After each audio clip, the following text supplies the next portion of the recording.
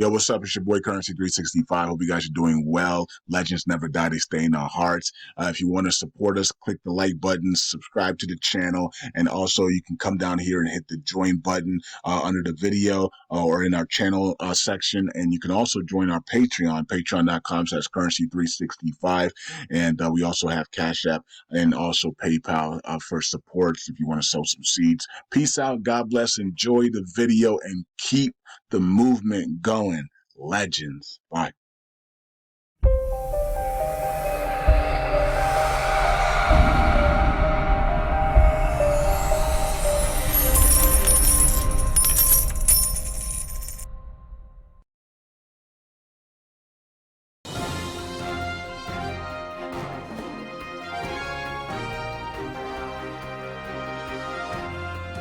Welcome everyone back to Newsroom. I'm Chella Smith. This is your Middle East U.S. entertainment news here on YouTube. I air on Fridays. I bring you the latest on reforms and economics of Iraq based on reports put out by the Middle East news media outlets. I do this weekly review and it's based off my interest. Thank you everyone for joining me. Last week we spoke about the media misleading and its importance of factual data. More U.S. sanctions and Kamala was on the scene. Let's take a look at this week's headlines. Sudani reports the BG's refinery returns to serve as a personal witness to the Iraqi people's will. Prime Minister Mohammed Shia al-Sudani confirms that the North Refinery in BG will return to serve as a personal witness to the will of the Iraqi people. He praises the martyrs and wounded who defended the refinery from ISIS gangs. The refinery was visited in May of 2023 and recovered equipment and machinery. The government is close to securing the country's full needs of derivatives by mid-next year, saving billions of dollars and monitoring other services and economic aspects.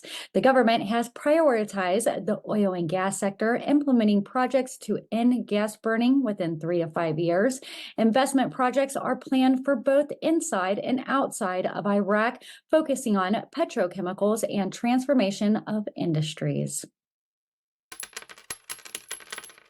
Next on the list, the governor of the Central Bank of Iraq has identified the key characteristics of e-contracations as a critical link. The Iraqi Central Bank Governor Ali Al-Awlaq has emphasized the importance of electronic levies as a key link to improving the country's banking financial sector.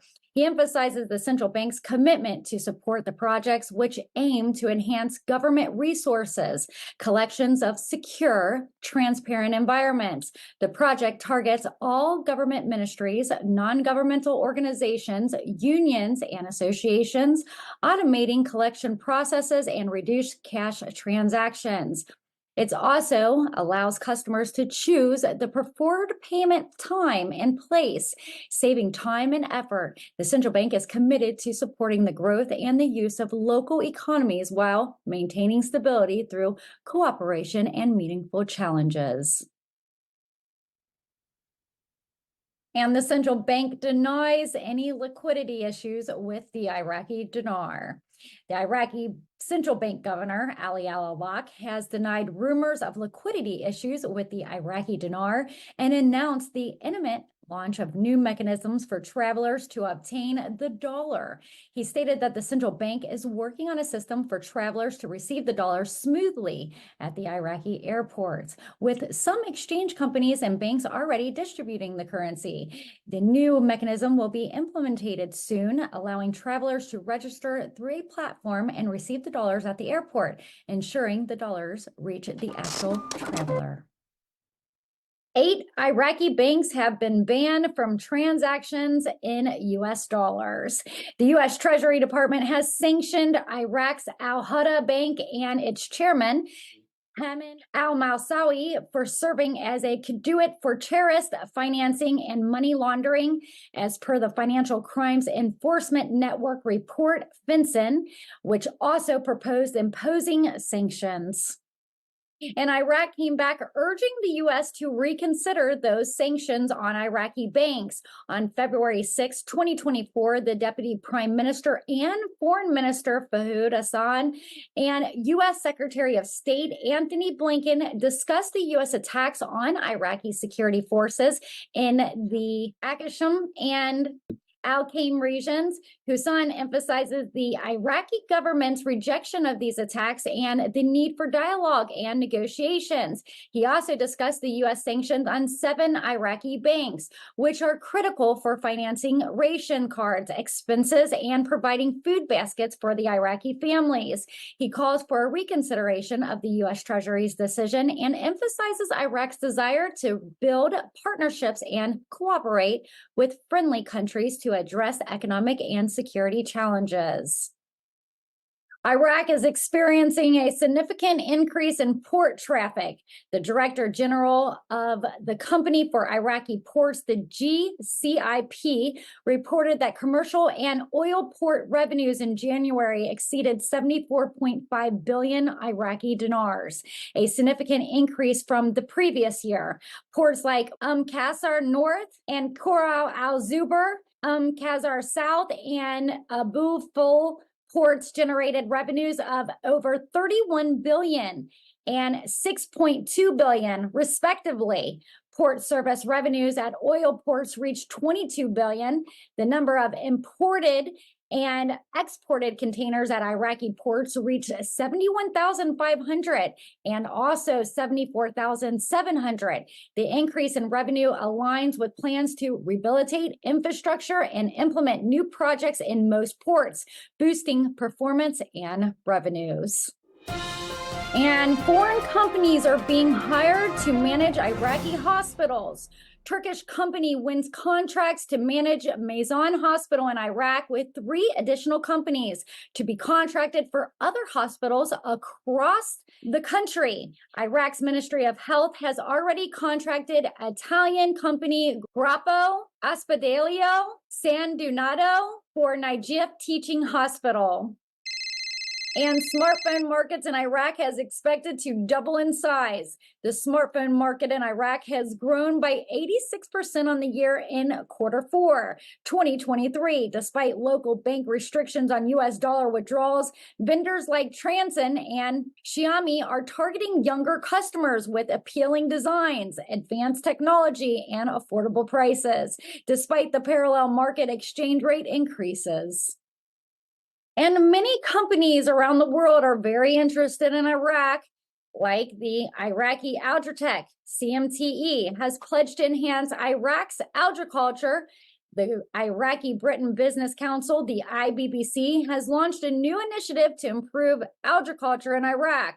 The Algitech Committee, chaired by Dr. Amit Salman, aims to improve agriculture practice across the country. The committee will work with the Prime Minister of Iraq to bring Algitech to the sector and to work with farmers. The committee will set up a pilot study to identify existing soil conditions and organize communication channels with farmers. The goal is to teach Iraqi farmers how to use right fertilizer for each type of soil and crop. The initiative has attracted interest from expats, Iraqis, agricultural experts, and investors, creating an opportunity for Iraqi diaspora to re-engage with the country and contribute to its prosperity. And lastly, according to the IBN, a journalist had reported that the Iraqi oil tanker company, the IOTC, and an affiliate of the Ministry of Oil, the MOO, had a contract with the Norwegian Bat Service in 2020 to build 2 tankers for petroleum products. However, the contracts were implemented after a delay, and it's become clear that the Norwegian company was merely a commercial intermediary. The first tanker arrived in September, but the Norwegian company company remains the beneficial owner, even after the first tanker arrived in December. The Ministry of Oil and the IOTC kept the details of the contracts in secrecy, and the author of this actual article is now following up on the implementation of the contract, posing questions about the legality and the legitimacy. The author calls for an investigation into the vitality of the contract, particularly regarding the broker-based and the rights of the beneficial owner, even though the tankers are anchored within the Iraqi sovereign border. And you've been watching Newsroom Weekly Review. I'm Chella Smith with your Middle East, the U.S. entertainment news on reforms and economics of Iraq. I bring you the latest in our news without having to keep up with all the different outlets. I'm here on YouTube every Friday, so don't forget to subscribe and turn those notification bells on. If you like my content, you can give me a thumbs up. If you really like my content, you can always seed a super chat or a super thanks in the comment section below. Again, thank you for being a subscriber. Thank you for visiting Newsroom Chella Smith for your trusted Dinar news. It's been a kind of a boring week here in the studio. There's a lot of things going on with the negotiations of the United States and Iraq in regards to the U.S. coalition. Well, I didn't get into a whole lot of that. Next week, we'll try to keep up on what's actually going on there.